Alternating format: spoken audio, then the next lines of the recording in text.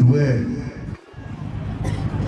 abokhokho bethu kulesikhululeke sihlangene basihlakaza abacinezeli. It became compelling that the party which was formed by our forefathers that worked in unity was destroyed by our oppressors. Sasithetha nje namhlanje As we speak today, sihlukene ngendlela eziningi. we are divided in multiple ways.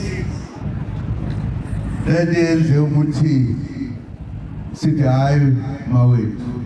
This has therefore led us to say no. Inhlangano yethu ebisihola The party isikhokhela leading us phumele endleleni. has now gone off the track.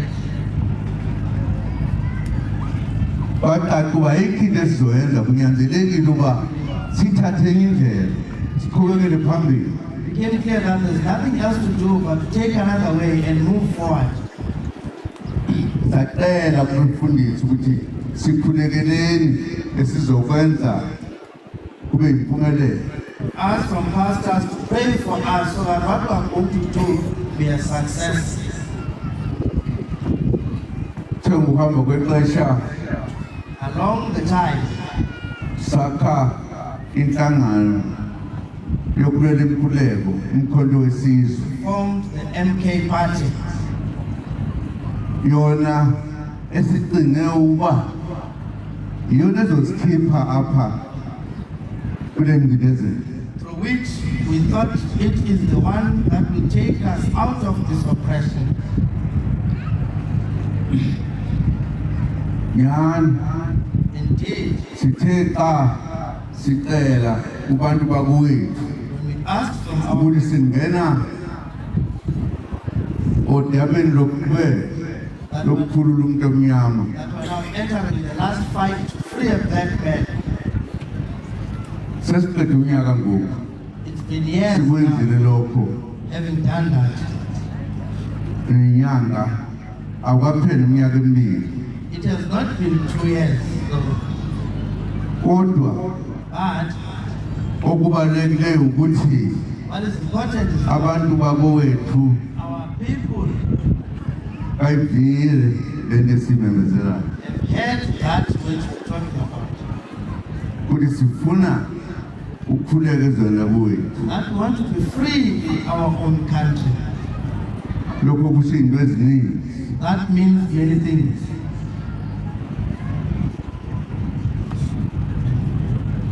Njengoba selokhu thina abantu abamnyama salilwe lizwe kusukela kudala. As long been fighting for this nation as the black community, Ndicinga uba esikwenzayo ngoku I think what we are doing now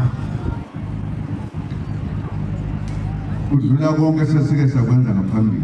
is far much more than what we've done before. Into okuyiyona esinikeza amandla What gives us nokuzimisela strength and commitment ukuthola indlu emnyama ihlangana. is fighting the black. Andazi noma siyibuka ngokufanayo na. I'm not sure if you look at it the same. Emaxesheni amaningi sifulela inkululeko In most of the sifuna time, ukukhululeka. while fighting for freedom, wanting to be free, Kuyaqala la it's the first time ukuthi sibe baninzi ngohlobo esithi ixesha lethu lifikile. that we are as much as we say the time has come.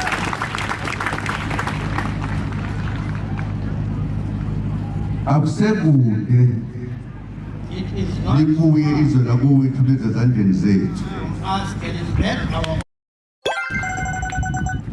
Ngifuna ukubulela inkokheli yethu esiholayo kuleli bandla. I want to give thanks to Chief our Apostle who's leading us in this community, the Chief Apostle. uyasinika He is leading us. ukhuluma noThixo, He speaks to God, ukhuluma ney'ngilozi, speaks to angels, uthetha noYesu. he speaks abantwana bakaNkulunkulu emakhamandeleni. It says, free the people of God, the children of God from bondage. Ishintshile into, It has now changed. ishintshile into. It has now changed. Iyahlangana indlu yami. And that community is united.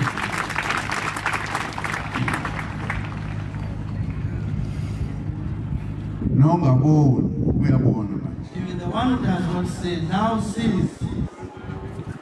Kuba asikwazi ukucinezelwa oko. That we cannot be oppressed all the time. Uyabona xa sidibene ngohlobo When we've gathered this way, sithumela umyalezo omkhulu esizweni sevela kowethu nase-Afrika yonke we're sending a ukuthi strong message ixesha lokukhuleka kwethu lifikile. to the country and the African Inkululeko country. isezandleni And zethu. our time to be free has come. Freedom. Akekho uyosisiza, siyosisiza thina. Nobody will help us, but we're going to help ourselves.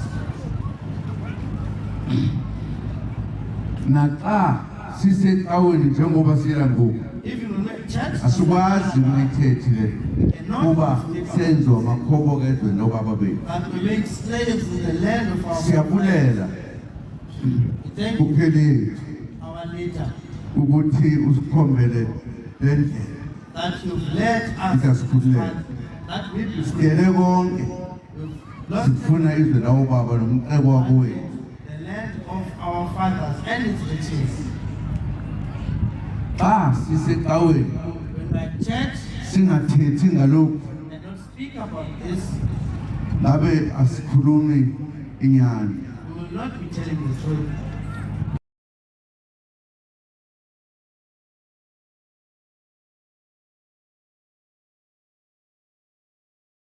But those who arrived to our forefathers' land are still ruling. Akekho umuntu ongacindezelwa oko kuze kwethu ekugqibeleni. Nobody can be oppressed forever till the end. Kufanele sithandaze, We need to pray. kufanele sikhulume, We need to speak. kufanele ukuthi sicele abantu ukuthi asihlanganeni sibe munye. We need to ask people that we unite and be one. Be one. Basenzele into elula ke ngoku. They've done something Kuba bathe that they said xa kuyiwa okhethweni when we are approaching elections. abaninzi abantu bona bayophatha. Maybe it will be the one who did it. Leyo nto ngamanye amazwi iyayisho ukuthi uNkulunkulu uthi nibaninzi nina abantu abamnyama kuleli zwe. In Iyona-ke inkulumo kalowo owabe engumengameli waseNingizimu Afrika umnumzana uJacob Zuma nosengumengameli weqembu le-MK. Ngiyafisa ukuzwa kwakho ukuphawula kuma-comment ukuthi kuthini mayelana nakho konke okuvezwe umnumzana uJacob Zuma. Phinde ngikhumbuza abantu ukuthi abafisa ukuxhumana neZwide Production, inamba zethu zikhona kwi-bio ye-Facebook page @ZwideProduction, kanjalo naku-TikTok ikhona inamba lapha kwi-bio @ZwideProduction. Okwakho ukuthi ungakhohlwa ukucindezela usubscribe. Siyabonga kakhulu.